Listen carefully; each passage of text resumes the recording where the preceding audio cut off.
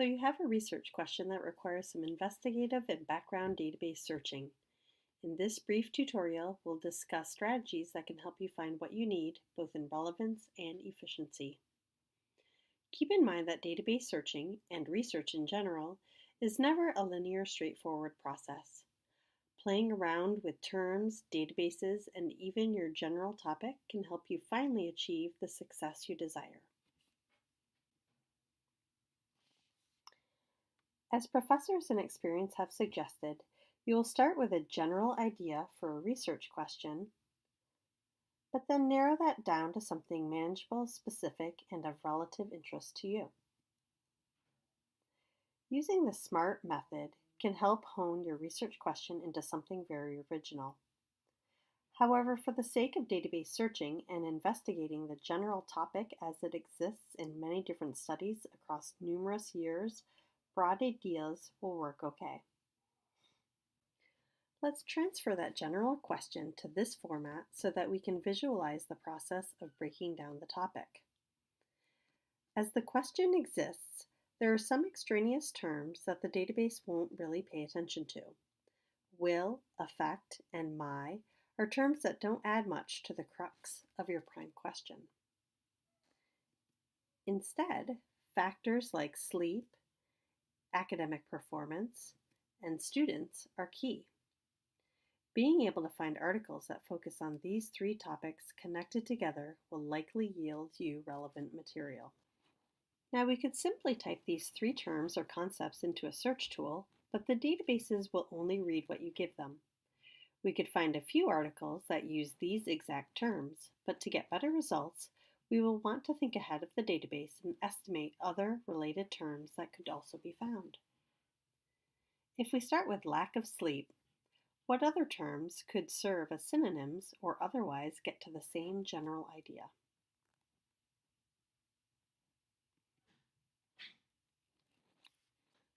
Sleeplessness, insomnia, sleep deprivation, and even the more casual staying up late are similarly charged words that the database could be pulling up for you.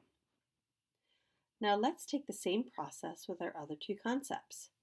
Think of some similar terms for academic performance and students.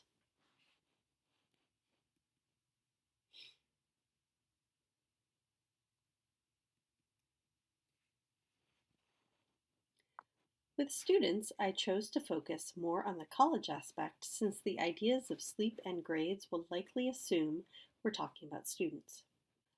Otherwise, we could have used terms like pupil, freshman, sophomore, young adult, adolescent, etc. So these words look good, and when connected together, I imagine we'll retrieve some relevant results, but we can go one step further by playing with each of these synonyms. Two strategies that will be useful are truncation and proximity. Rather than finding the exact term sleeplessness, maybe sleepless shows up in the databases. To be able to retrieve both variations of this term, we can add an asterisk to the word's root and let the databases fill in the blanks. Similarly, insomnia or insomniac could be found by adding the asterisk after the A. Because sleep deprivation is a phrase where we want those two words to appear in that exact order, proximity will come into play. By adding quotes around a multi-word phrase, you'll find the concept you intended rather than seeing sleep and deprived separated from each other within a full-text article. Look through these next modifications on the terms and reflect on why I would cut the words off where I did. What various endings could appear based on the root of the word. So far, we've been working with each concept individually. Let's now pull this all together. If we simply listed our terms for lack of sleep into a database as is, we wouldn't get accurate results. Instead, the databases want to see how these words work in relation to each other. Here are two strategies that come to play. First, I will add a set of parentheses around my like terms for concept 1, lack of sleep. In a database, this separation is baked into the search format where each horizontal line or search box is intended for one concept. But sometimes there is just one long search box and you are forced to make the separation between concepts yourself. This will become more clear as we move from this concept map to some screenshots of database searches. Second, the database wants to know how your synonyms relate to each other. By placing an OR in between each of your like terms, the database now knows to look for any of these terms and each will relate to the idea of lack of sleep. When we want to add concept 2, academic performance, to the idea of sleep, we will add an AND, which tells the database to find any of these terms, grades, exams, academic success, within the same article as those related to sleep deprivation.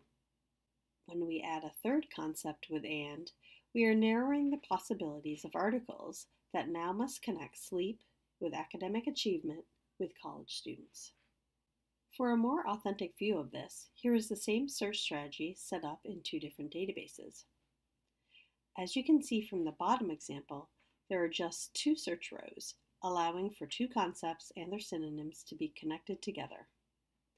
Most databases offer an Add a Row option, so you can keep adding search rows, depending on how many concepts you hope to find connected in the resulting articles.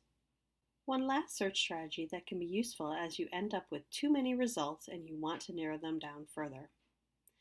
The searches you've seen thus far are considered keyword searches, meaning that the database will find the terms you've added anywhere within any of the resulting articles. Sleep could be part of the author field if Kyle Sleep wrote something about college students and grades, but not necessarily related to the concept of sleep. To give your search more focus, play around with the menu typically to the right of the search bar. For the terms within that search bar, you can tell the database to find them in a specific section of resulting articles. For instance, find the words related to sleep deprivation only in the article title or in the abstract or article summary. If you want resulting articles to have sleep as its main focus, choosing Subject from the pull-down menu will give you the specificity you're hoping for. You can place this focus on any of your search rows. Play around with this strategy, however, because by adding Subject to all three concepts, you may narrow your results down to nothing. If that happens, pull back a little and bring one or two of the concepts back into flexible keyword searching.